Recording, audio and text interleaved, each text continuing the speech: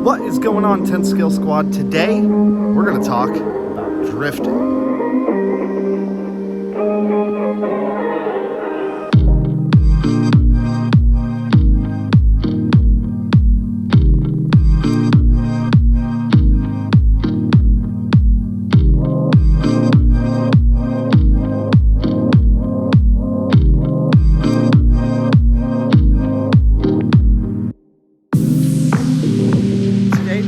Talk about how to get into drifting if it's something you haven't done before. I'm going to show you the easiest, probably most inexpensive way to get into going sideways in 10th scale. And in today's video, we're going to talk about how to choose the right chassis, some modifications you might need to make, what to look out for, and how to set up your car. And if this is your first time checking out the channel, welcome. I'm glad you found it. I like to do RC shenanigans like this all the time, and I'm excited to have you along for the journey. Let's check it out. So these three cars that I have here are three different examples of kind of different chassis. So let's take a look at all of these, explain the differences, the pros and cons, and which one might be right for you. These are all four-wheel drive or all-wheel drive drift cars. Now, you can absolutely get a rear-wheel drive drift car, but those require a little bit more skill to drive and a really dedicated drifting surface. Today, we're gonna look at four-wheel drive drift cars just because they're a little bit more versatile and for sure less expensive to get into. So when picking out your chassis, there are four main things to consider. The first being drivetrain and power system. Shaft driven or belt driven. Another thing to consider is going to be adjustability and suspension setup. Third, we need to consider things like customization. Are you going to be able to customize it to be what you want it to be? Are you going to be able to add your own kind of flair to it? And fourth, and maybe most importantly, is going to be parts availability. In this hobby, you're going to end up breaking stuff. You're going to need to replace things over time. It's important that the parts that you need are going to be readily available so you're not in for a really, really long wait if you break a drive shaft. So now that we've got a little bit of an understanding of what we might be looking for, let's take a look at these three and get an idea of what the differences are. This is my HPI D10. This is a 1/10 scale four-wheel drive shaft-driven car. This one's kind of been lightly modified. Here's our metal drive shaft, and the engine is actually placed forward on the chassis. And the servo is also mounted right here in the middle. And they do that for weight balance. I'm not sure how much of an effect that really has, but it's nice to see that they thought about it. This uses a brushed motor as opposed to a brushless motor. The benefits are going to be one, cost.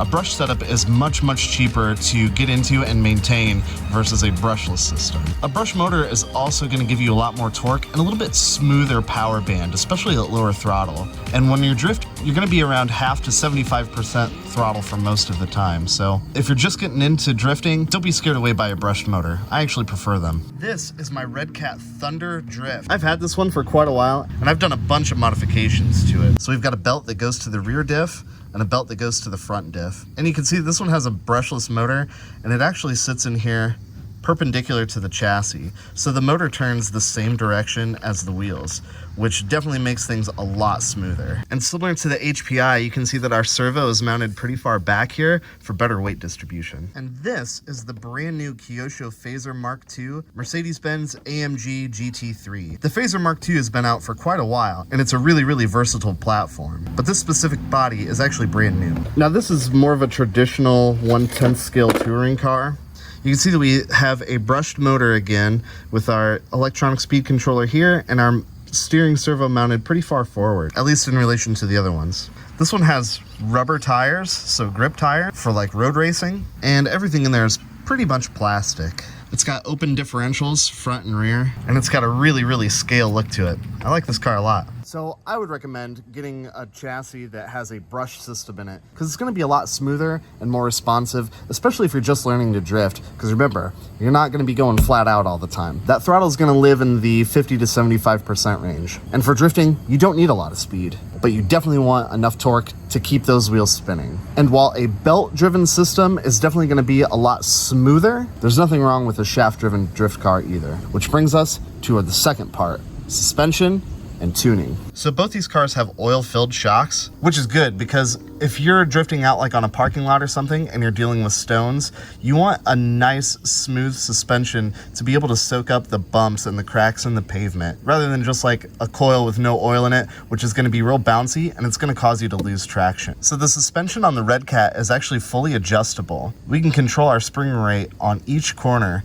just by threading these up or down, and also we can control the actual ride height of the chassis as well. The Kyosho doesn't have adjustable suspension. Instead, they just use these clips to kind of space the spring or tension the spring. So you can get different sized clips to change the spring rate or the ride height if you need to, but if you're just starting out and you don't want to deal with that, there's nothing wrong with this setup either. So the Kyosho back there and the HPI, neither one of them have adjustable links. So you see the A-arms right here, there's no adjustment in those. Those are just plastic arms, so you can't change the camber or the toe in or out. What you see is basically what you get. Whereas on the Red Cat, all the suspension links are changeable, so we can adjust things like camber, toe in, toe out, and really dial in some extra performance. But if you just want a drift missile that you can get out there and just go slideways on it, you know, maybe a cheaper, non-adjustable setup is for you. Which brings us to the third point, customization. So the Red Cat Thunder is pretty heavily customized. It doesn't retain any of the stock electronics in it. Pretty much everything has been upgraded. So no body posts actually sticking up through the body. I think that looks a heck of a lot nicer and gives it a super scale look. The HPI, I've upgraded this quite a bit too. As you can see, pretty much all that purple anodized aluminum stuff, that's all aftermarket. But the suspension is aftermarket as well, totally customized. The Kyosho, on the other hand, oh my gosh, you can customize these to the moon. If you haven't checked out RC Lemonade, he builds some really cool scale replicas of a lot of Hoonigan cars, and he uses pretty much exclusively the Kyosho Phaser Mark II chassis to do it. And the Kyosho Madvan is basically this same chassis, just with gigungous wheels and tires on it, and built to be like a monster truck basher. If you're a tinkerer, the possibilities are endless. Although some chassis are a little bit easier to modify than others. This chassis from Red Cat has been around for a while, and I've never had any issues getting spares for this thing. HPI, on the other hand, well, our HPI has changed hands a few times in the last few years, so it's getting harder to find parts for these things. And I wanted this to just kind of be a drift missile, but now I'm a little scared of breaking it, so I don't know. And if you're no stranger to this hobby, you'll know that here recently, parts for Kyoshos have been really hard to get a hold of. Usually their part support is pretty good from what I understand, but I know quite a few people that have been waiting for months and months and months to get parts for this chassis specifically. Make sure that you're able to get the parts that you need to put these things back together when you go and send it into a curb. All right, guys, so I hope that gave you a little bit of confidence that you're gonna need before you make a decision on which drift chassis to buy. So let's get into the second part of this video, which is setup. Now, for this part, we're gonna be working on the Kyosho, because right now it's completely stock out of the box. So let's look at some of the things that we need to do to get this thing to go sideways. So right now, it's got these rubber grip tires on it. We don't want that. So we're gonna be fitting these. Now, these tires have a hard plastic tread to them. So this is what's gonna allow us to actually slide across the pavement. And these were really cheap on Amazon. But before we bolt these to the car, if I hold the tread, it's actually possible to spin the wheel inside the tire. And we don't want that. So what I'm gonna do is I'm gonna add a little bead of super glue on the back of this. Now I'm just gonna be using regular cheap old super glue. I actually got this stuff from the dollar store. They make super glue that's specifically made for RC tires, gluing tires to rims, but we don't need that here. We're not trying to keep tires from coming off of rims when they balloon. We just need to physically bond these two plastic pieces together.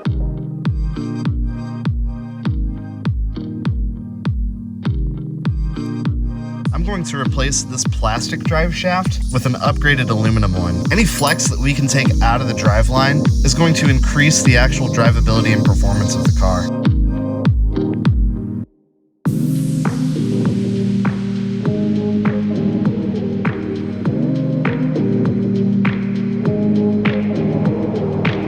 Alright, so I went ahead and took the differential out because we're actually going to lock this.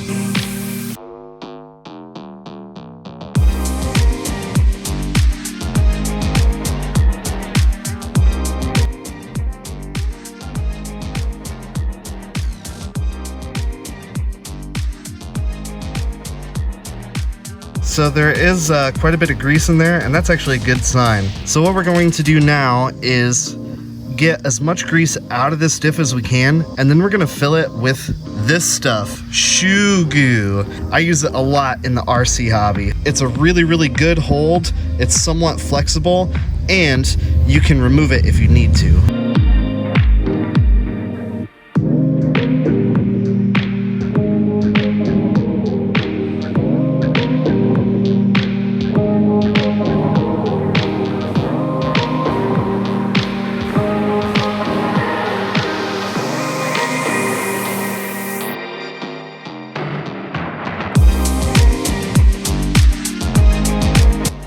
There we go. That is one locked diff.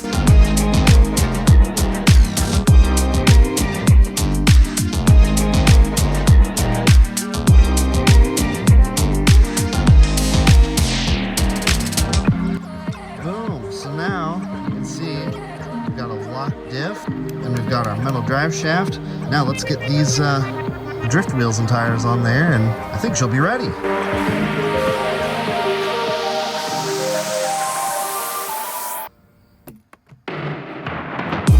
Well, that was easy.